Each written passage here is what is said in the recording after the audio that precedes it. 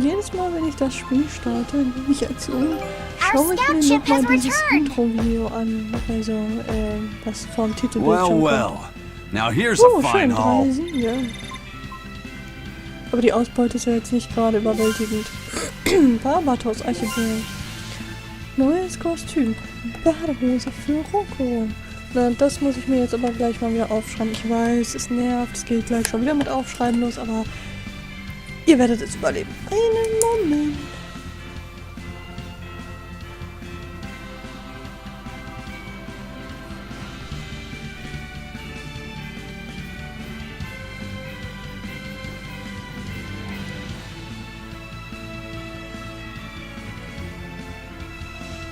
So, wie ist das jetzt? Barbatos Archipel.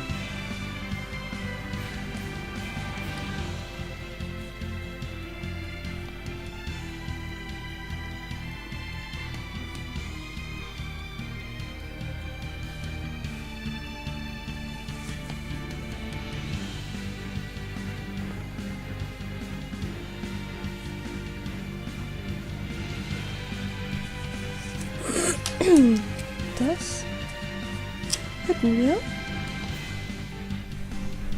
So. Ja, wir werden jetzt den Vulkan einfach nochmal erforschen. Finde ich süß, dass jetzt auch Vieh das ansagt. Genau. Und hier geht's hoch, ne? Oder kamen wir daher? Nein, hier geht's weiter, das ist sehr gut.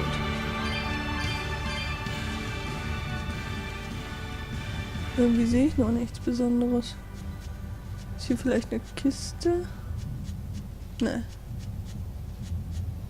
Here! This is the Earth Pulse point I've been feeling! No Therian and no barrier. I must have gotten it wrong again. I wouldn't be so sure of that. That dragon could well have broken its barrier.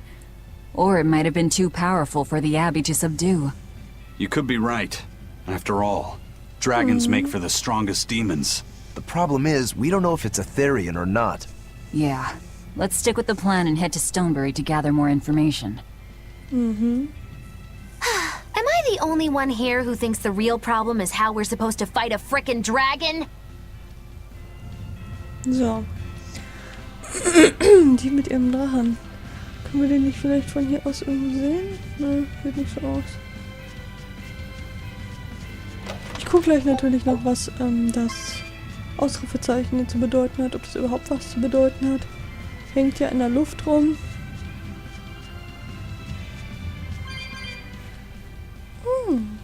I can't wait to take a good look around. Whoa, now that's what I call a view.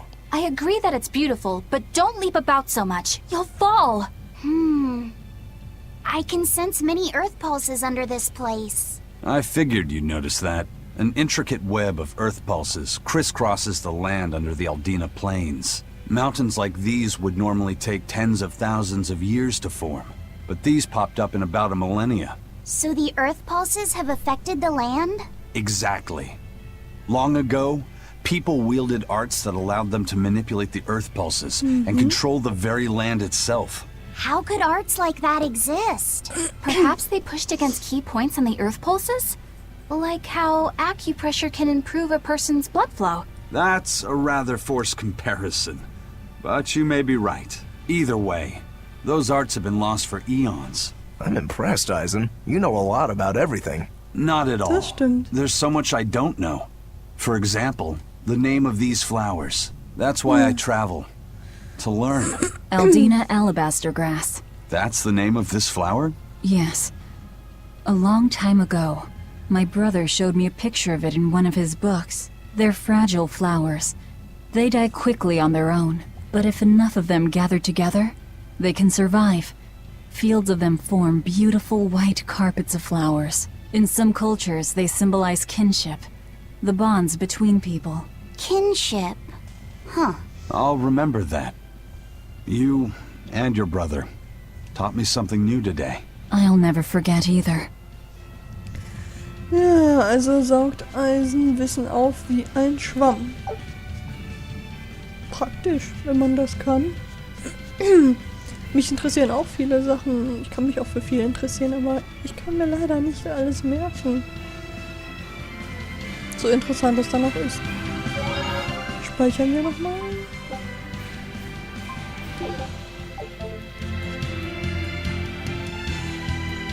Oh, noch eine Kiste. Die hätte ich ja fast übersehen. Feldspat, Stiefel.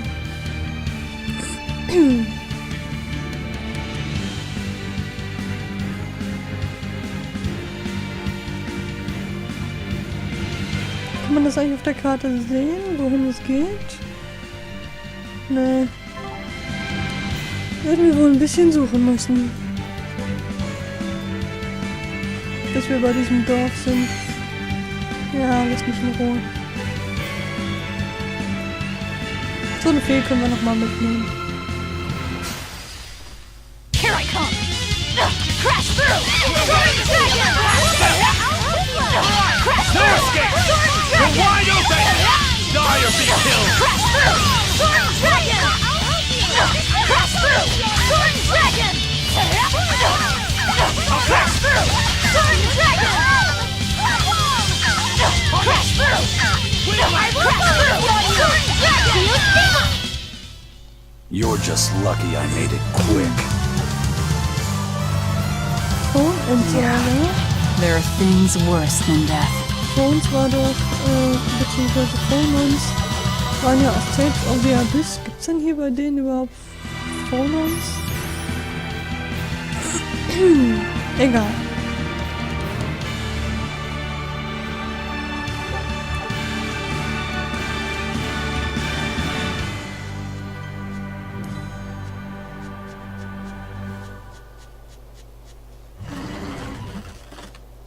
Also mit Baum und Drache will ich mich jetzt nicht anlegen.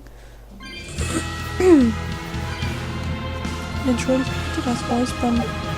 Ich hab's heute irgendwie.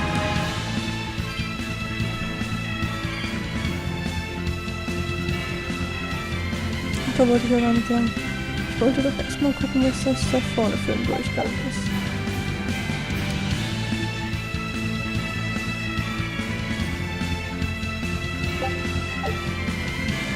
Silberklumpen können wir bestimmt noch gebrauchen.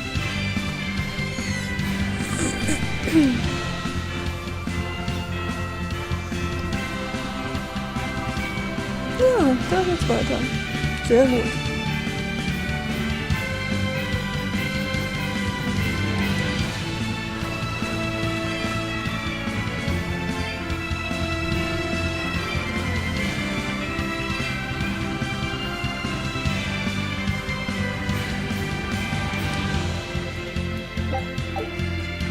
Noch ein falscher Lake.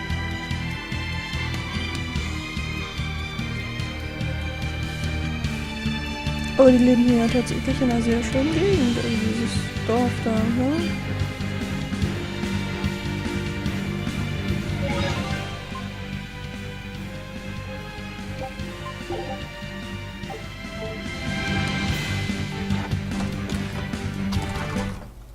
All right. If I were a Bloodwing, where would I be? We'll start at the inn. It only makes sense.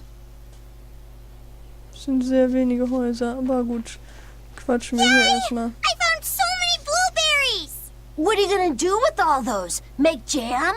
I'm going to feed them to my chickens. That way they'll lay eggs with purple yolks. What? You know that won't work, right? It sure will. The color of yolks change depending on what a hen eats. My grandma taught me that. Actually, we always feed our chickens corn. Is that why their yolks are yellow? What are you gonna do with purple eggs anyway? Tourists are coming from the capital again, right? I bet they've never seen purple eggs, so I figure I could sell them for a lot. Maybe I can even make our village famous! You've thought this Die sind ja out, schon but putzig will they irgendwie. really sell? You know what they'd make, right? Purple fried eggs, purple omelets, purple egg fried rice. Hey, would you want to eat a purple omelet? Strange things sell, right? You don't have to be so mean just 'cause you can't think of a better idea. Oh, sorry. Here, let me help you. Fine. Go catch a whole barrel full of jewel beetles. If we feed them to my chickens, we'll get eggs with yolks like shining jewels. I really wouldn't want to be your chickens, but...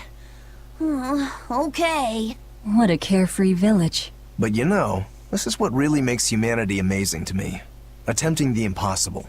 Reaching for the stars, just as a matter of course. Aye. Though we may stumble countless times on our way, we can achieve anything we put our minds to.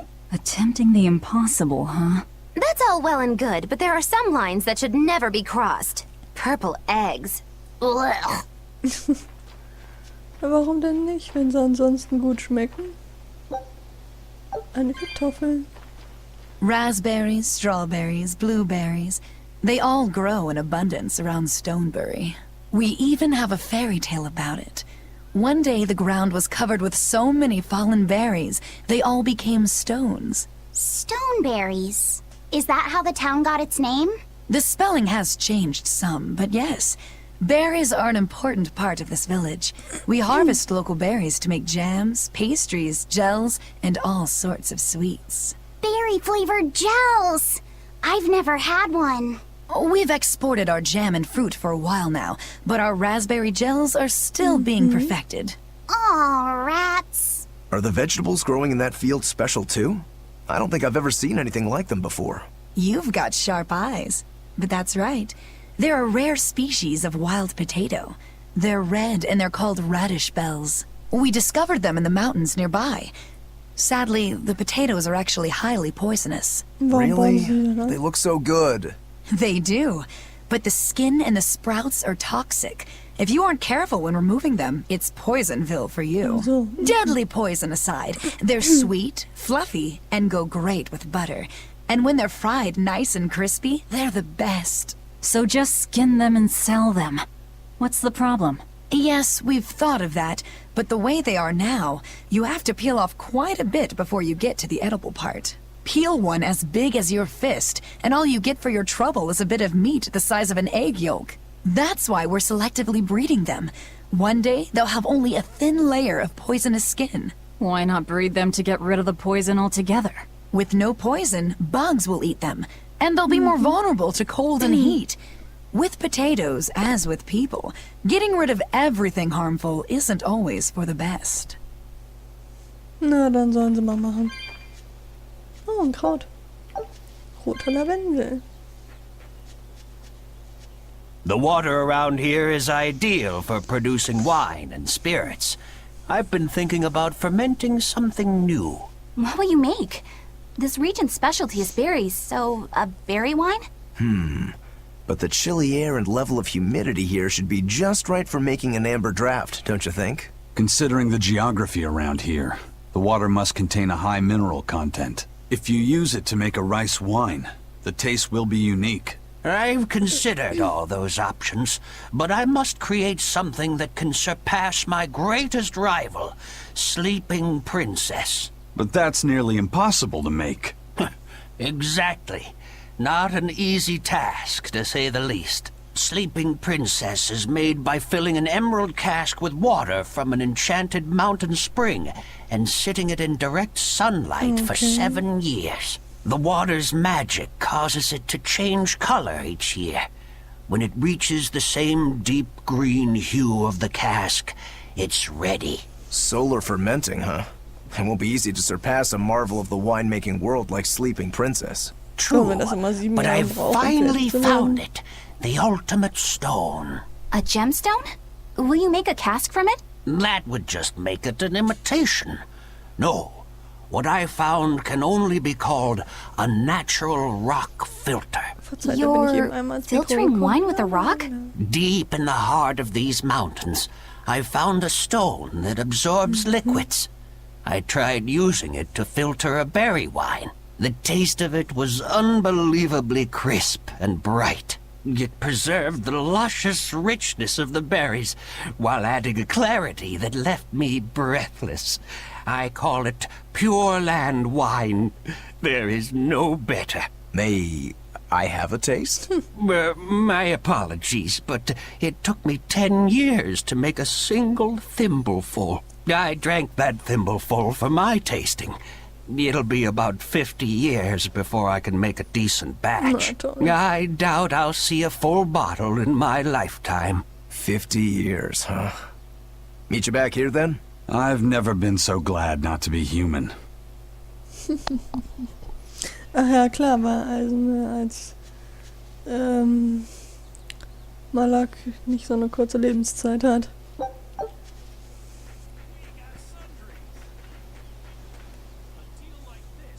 Stoneberry hasn't had much luck growing just yet, but this pioneer town has a lot of potential. Trees grow well here, and the lumber is of great quality. Oh, we're also close to the quarries, so stone isn't a problem. As long as the demons are contained, this country will rebuild. The need for stone and lumber will soar. Best of all, this area is quiet, has beautiful lakes, and is a perfect place for a craftsman like me to work. And why settle for anything less? I do feel that you might be a bit short-handed here. It's hard to build without manpower. You're right. We need something to attract new settlers. Maybe some sort of specialty item? Is there any fruit or vegetable that can only be found around here? There is a type of potato called the radish bell that we grow, but it's got a few, quirks. If you want to attract people, you should just ring a bell. Come to Stoneberry, where the money grows on trees. A bell tower, huh? That might actually work. We can even use local stones for the bell. The Stoneberry Stone Belfry. It won't work. Huh? Try hitting a rock. Doesn't ring. Ah, how could I have missed that? I'm still such a novice. My master taught me better than this. Think before you build. That's what he always said. I need to do better and not sully his name. Immerhin will er seinen Meister an Ehren halten, nach wie vor, das ist sehr gut. So, oh, eine Katzkiste. Wir haben sogar genug Katzgeister. Na dann. So. Das waren 200 Steinbergen.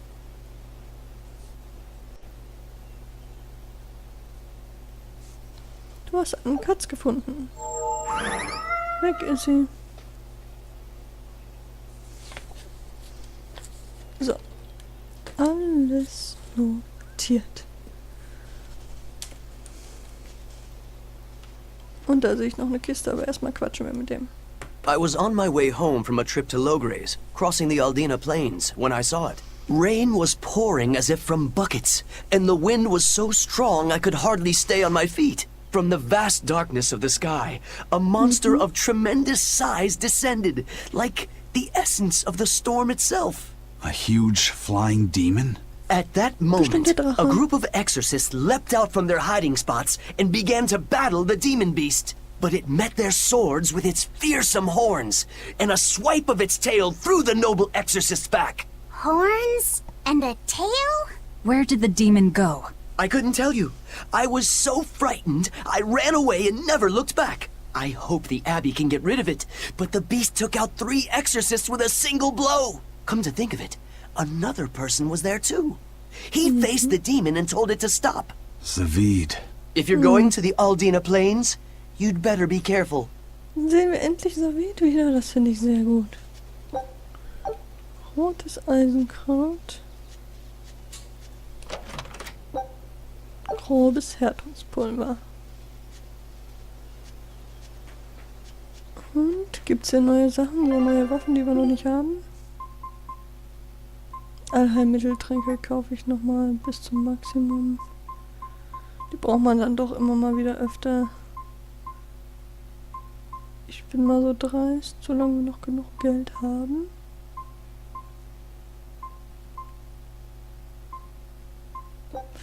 Machen wir das erstmal. So.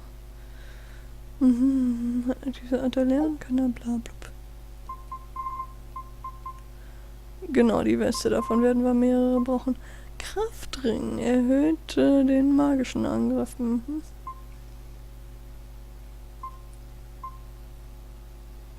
Kann ich nur einen von kaufen. Oktopus. Und Ökonomiesoße. Wenn ich jetzt noch Westen kaufen will... Ach, gab's eh nur eine. Alles Teile. Achso, ja. Das können wir jetzt auch kaufen. Aber an sich sind wir doch versorgt. Ich könnte trotzdem mal was verkaufen.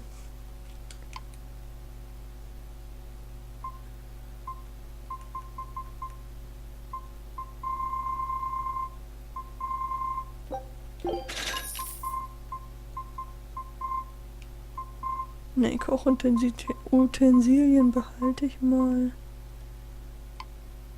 Das wollte ich nicht, das wollte ich.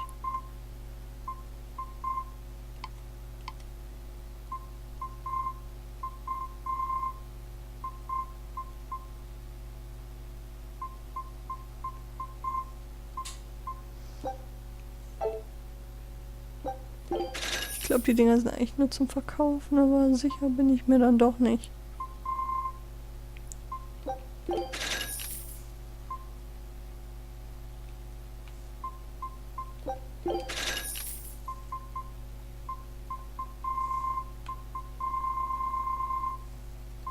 Behalten wir mal eins von dem Zeug.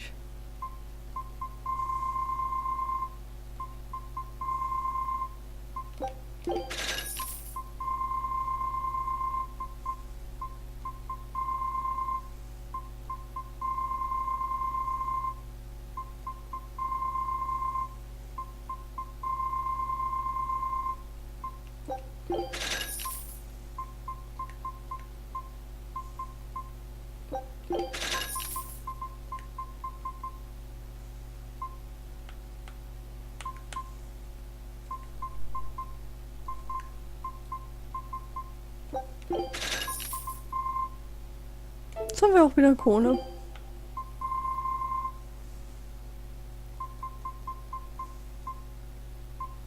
Von den Stiefeln kaufe ich doch mal noch einen. Oder sogar, also 2 haben wir ja, oder? Achso, ne, jetzt haben wir 2. Aber ich nehme mal ruhig 3, weil Stiefel muss man immer so viele anlegen. Purpurschleier brauchen wir bestimmt auch nochmal einen zweiten von.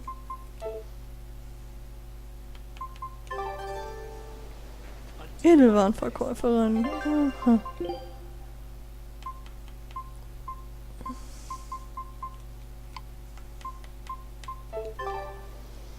Gut, dann speichern wir doch mal.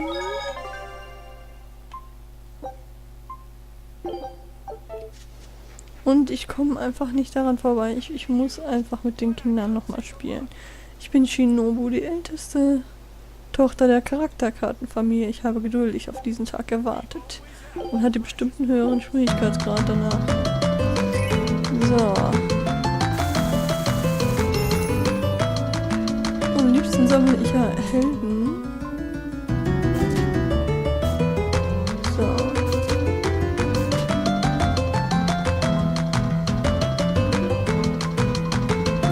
Und die Abtrünnigen, wenn man die schnell zusammenkriegt.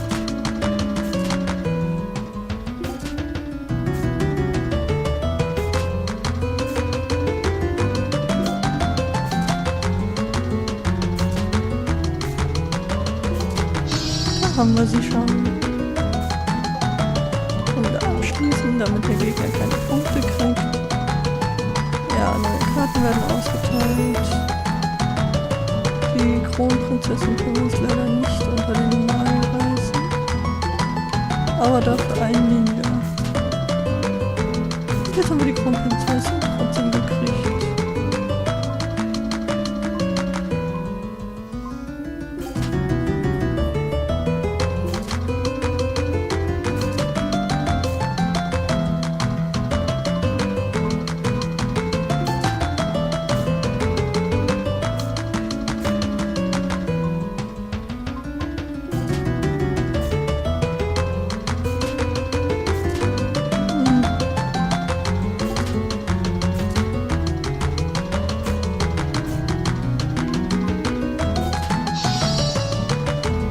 Ist auch gut.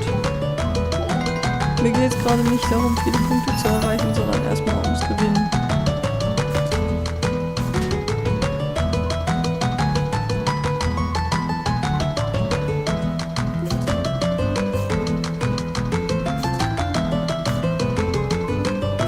Gut, dass er mir Yuri nicht weggeschnappt hat.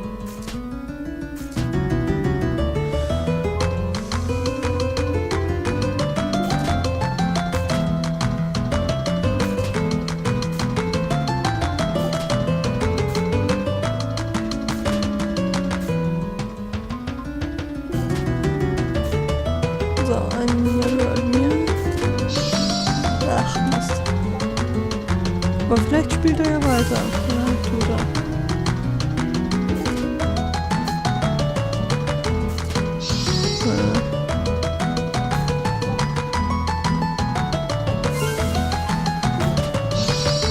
Meine Punkte. 25 Münzen ist schon nicht so viel. Können wir jetzt eigentlich den nächsten Rang spielen? Ja, aber erstmal wollte ich noch gucken bei den Objekten, ob es hier neue gibt. Das waren die hatte ich noch nicht geholt. Ne, die gab es noch gar nicht, hier Kampfmusik. Dinger. Die sind neu, die Kampfmusik-Dinger für Roko, Lavi, Magino und Eleanor. Ich hatte nur das für Velvet, habe ich aber noch nicht ausprobiert. Das hier mit den Lernnormen ist auch neu. Gut, so, dann machen wir jetzt noch einmal auf normal.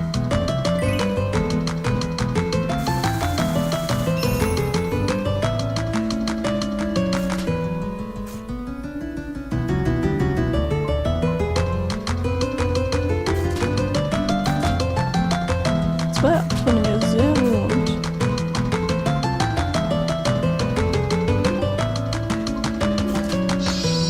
Meine Punkte.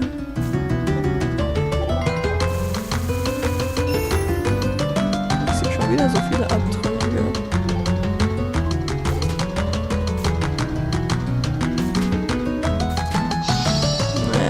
Shit. Oh, er spielt weiter.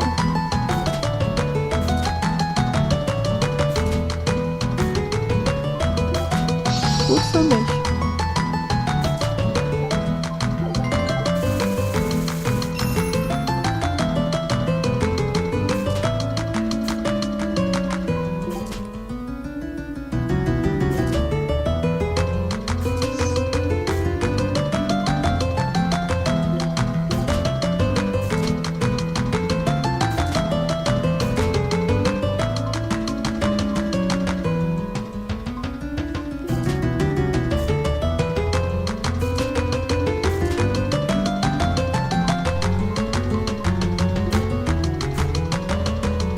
Nicht gut, dass da noch ein Abtrünniger aufgetaucht ist.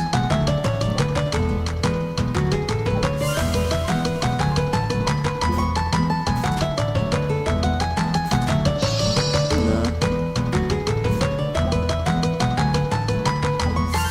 Das ist sehr gut für mich. Heldenspaß, meine Punkte. Fast 1000 Münzen. Nein, nicht nochmal. Gib gut darauf Acht. Genau, das wollte ich nämlich. Ich wollte deshalb hier auf normal spielen. So. Ich schreibe das kurz auf. Schwarze Schieberohren.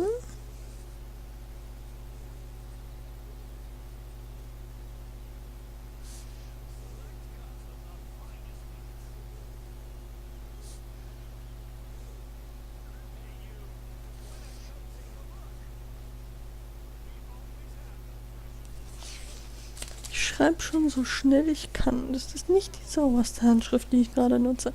Die Ohren eines listigen Wachhundes. Die Wahl der Farbe ist entscheidend. Das war überraschend spaßig. Ich hoffe, wir können bald nochmal spielen.